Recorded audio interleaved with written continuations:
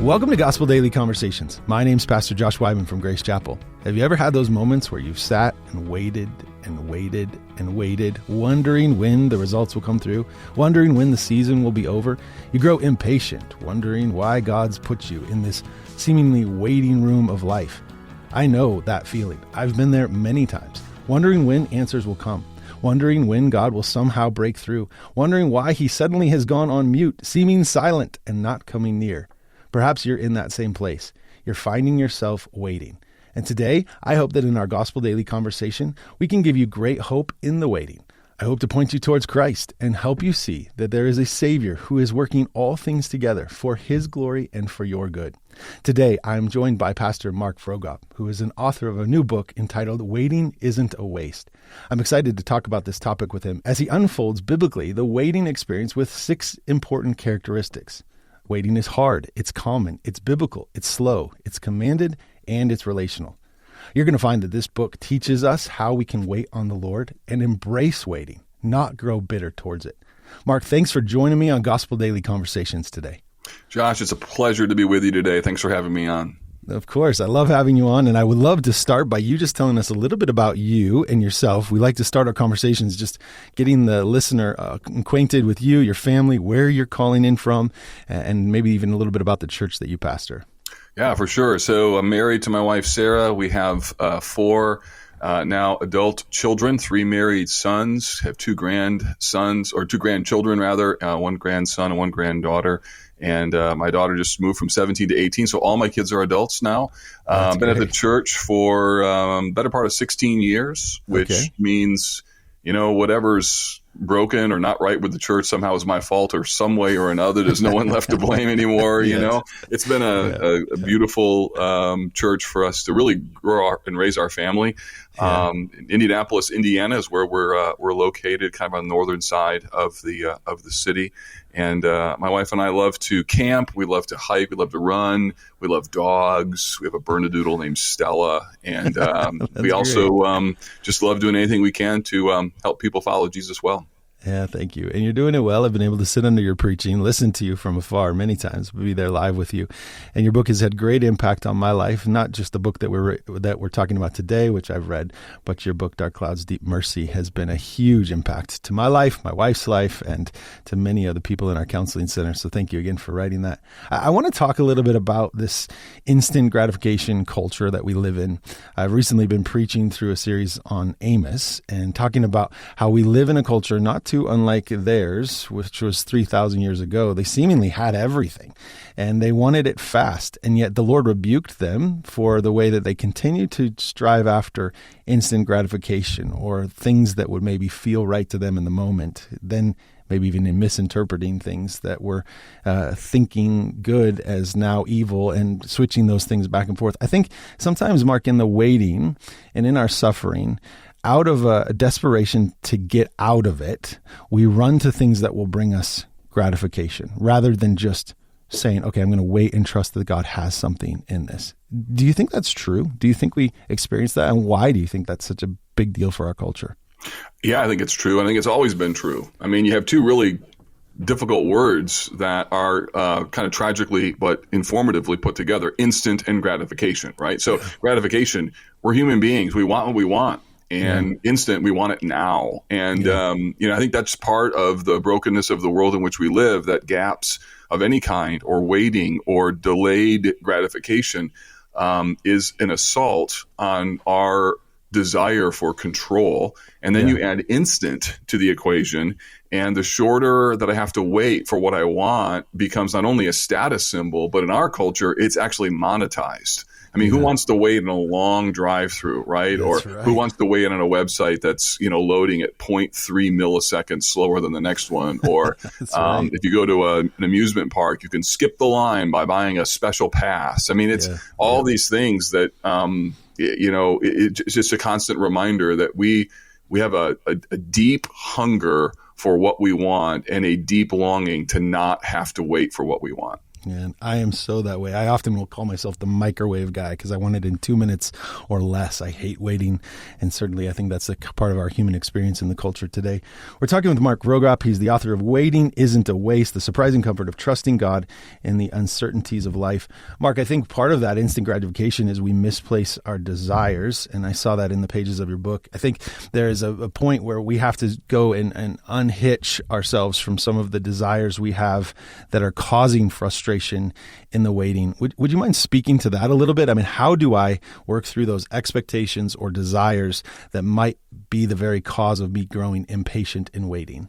It's a great question. And it's actually one of the insights that I gained from writing this book, which I wrote, by the way, because I stink at waiting. I was just like, I gotta figure this out a little better. And nothing like trying to write a book on something you don't know about to try and increase your learning. So as people read it, they'll understand that I'm a fellow journeyer. And expectations was one thing that it really hit me hard. And just, I think one is understanding how deeply rooted our expectations are in how we think about how life should be. And sometimes they're sort of under the surface. We don't even know how much power or control they have. I talk in the book about the fact that in the middle of COVID, a counselor that I was meeting with asked me, "Hey, Mark, what are your expectations for pastoral ministry?" And I said, I don't have any expectations. And I really believe that to be true. And I write in the book that he started to laugh, and then my wife started to laugh. And you're not really supposed to laugh at, your counselees, but that I started laughing because I realized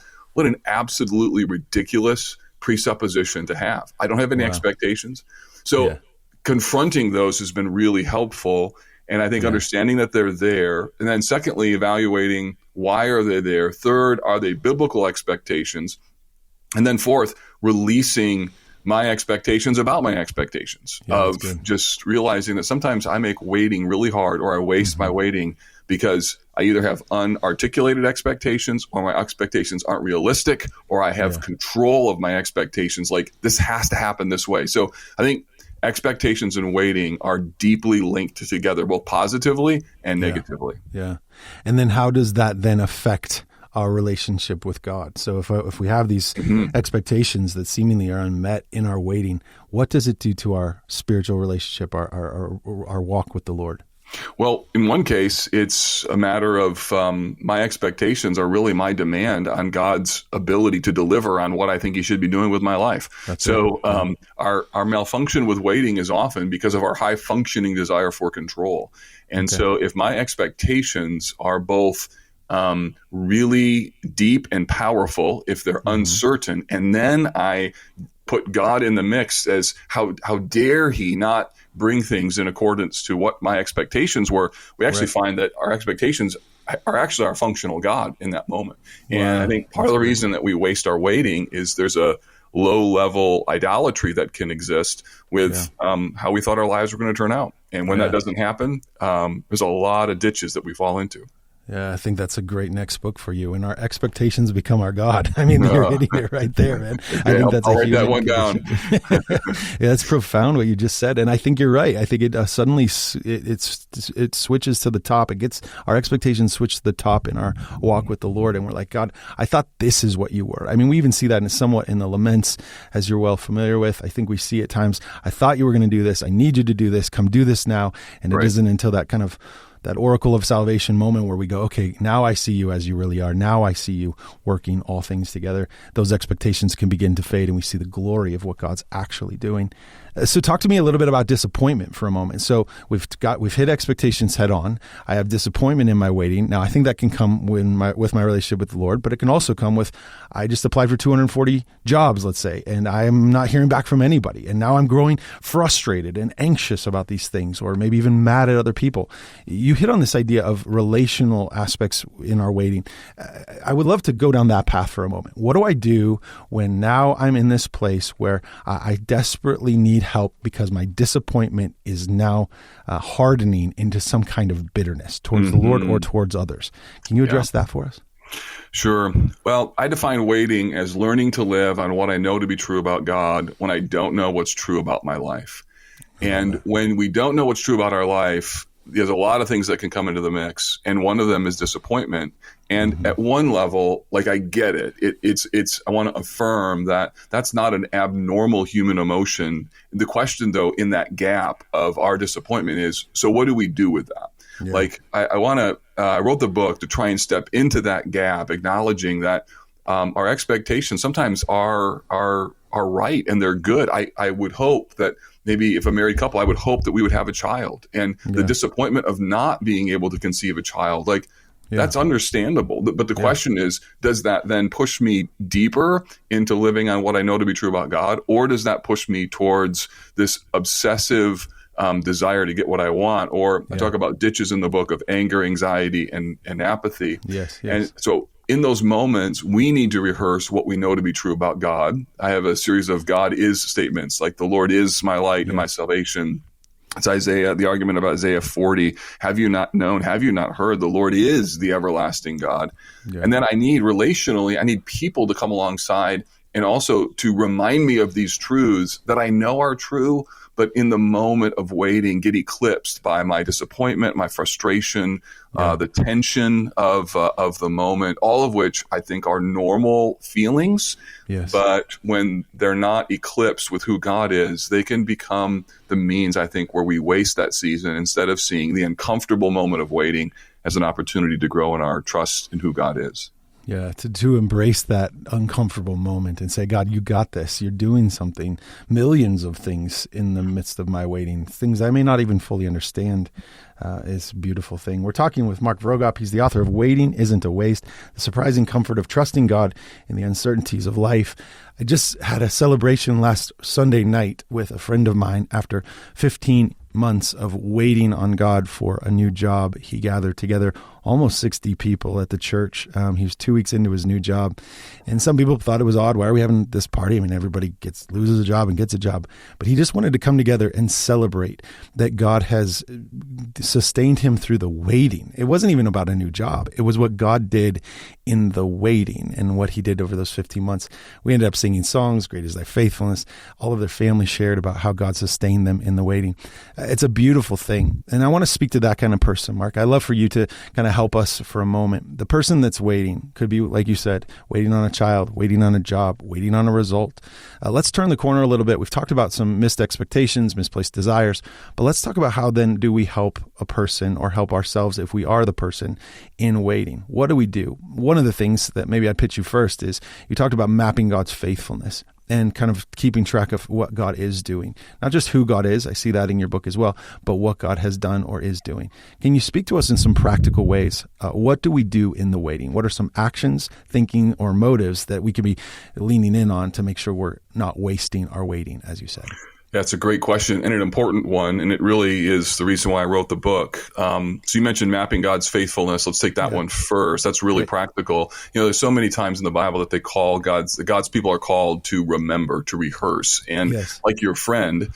If you follow Jesus for any period of time, you have stories of, I was waiting, it was really uncomfortable, I didn't like it, but here's what God taught me through it. Most of us learn lessons not by fast resolution. We learn lessons by slow walked experiences. And it's important that we chronicle those and remember those. So in the appendix of the book, I have a 4 space graph or boxes that people can fill in to kind of identify what was that season, what lesson did I learn, what tensions did I face, what characteristic of God did I see, and then what long-term lessons do I want to take from that? So, like, I've not heard of someone doing what your friend did, but it's genius because it's not only good for him, but like how many people that were at that party are themselves waiting, and just to see how God has helped him will really serve to embolden and strengthen their walk with the Lord.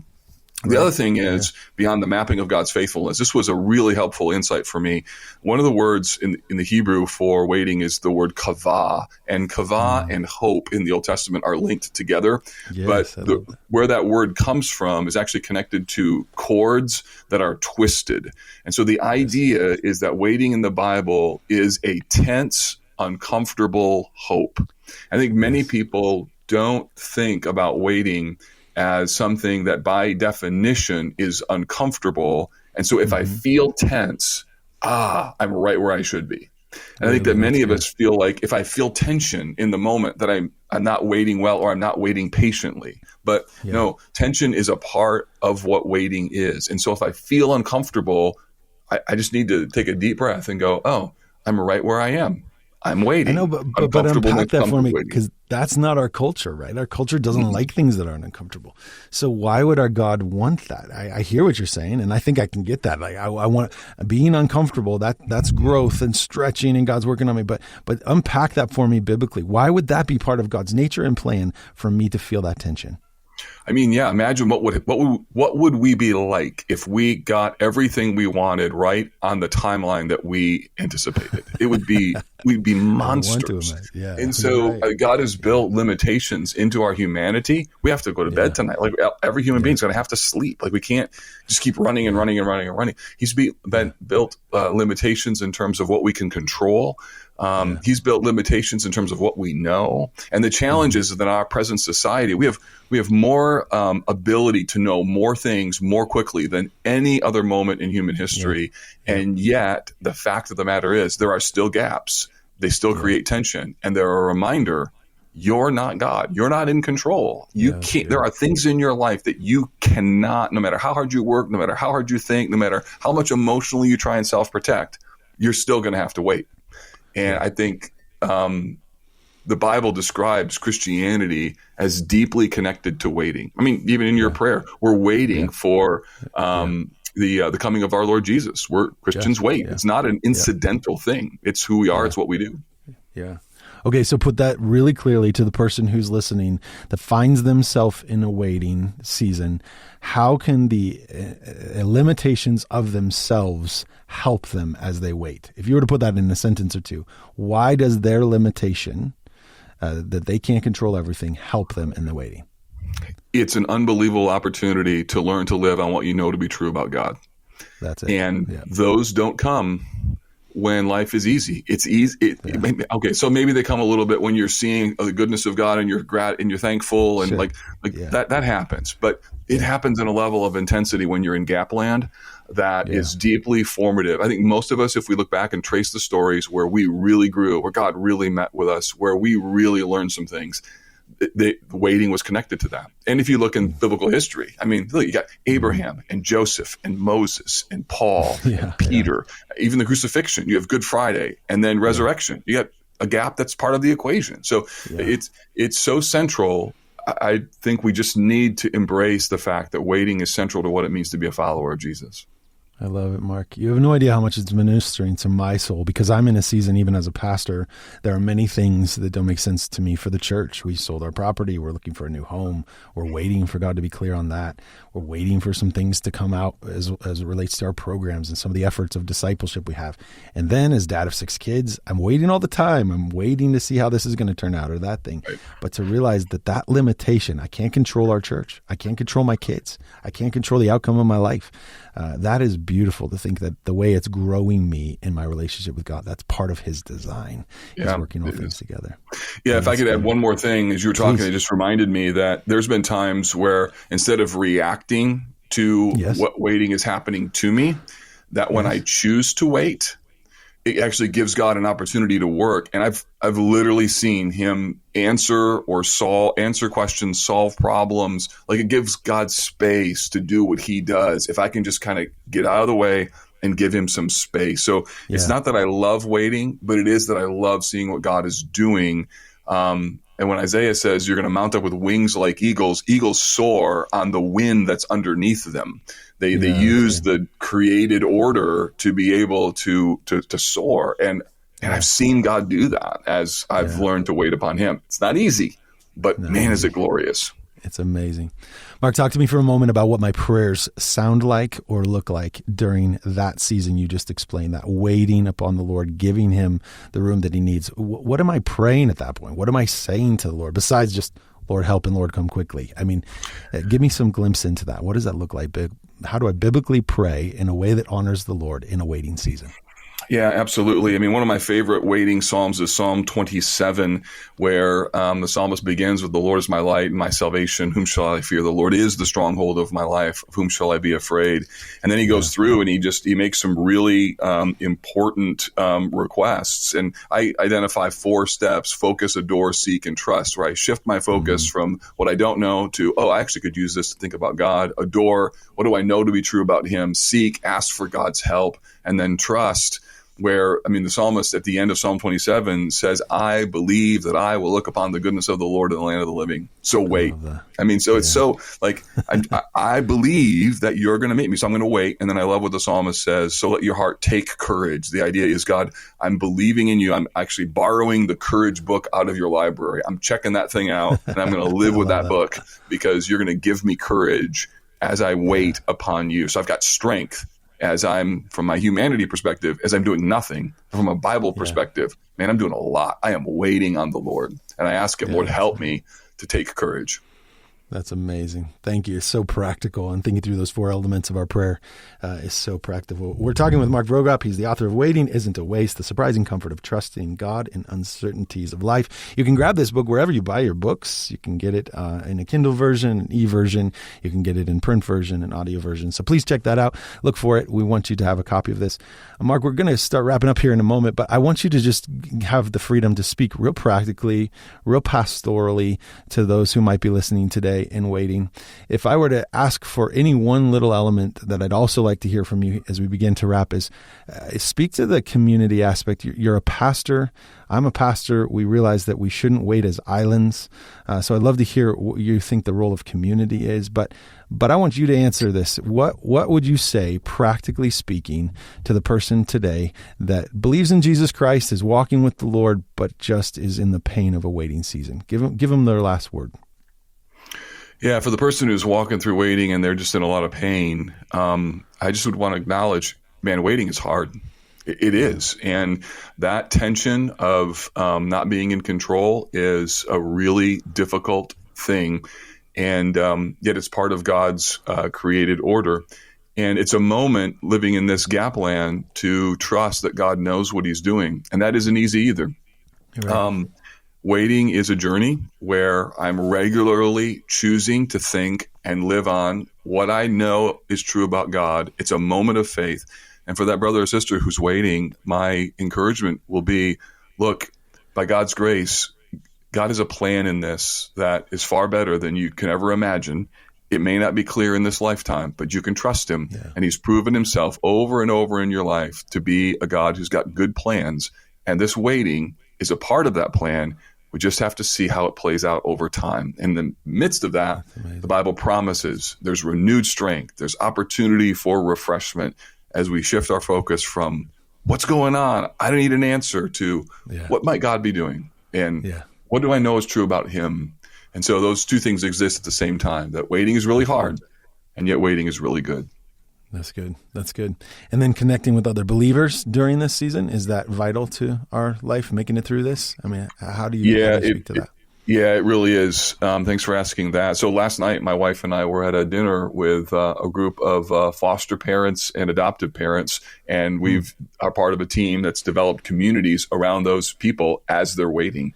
And to hear their stories, and just to share a meal together, or to provide tangible just blessings to them with bringing them meals. Like, these are folks who are in a very difficult season, and that care community, that's what they're called, is really helpful to give them fuel as they just walk through just the contours of some really challenging waiting. And that's just one example. We could expand that to people who are waiting for children, or people waiting for marriage. And the community is really important. Both if you've had that experience and God's proven himself to be trustworthy, you can offer words of encouragement and experience, but also to know that waiting is hard, and there are a lot of people in our midst who are waiting, and they need encouragement. Hey, you can make it. You can do it. God's going to help you.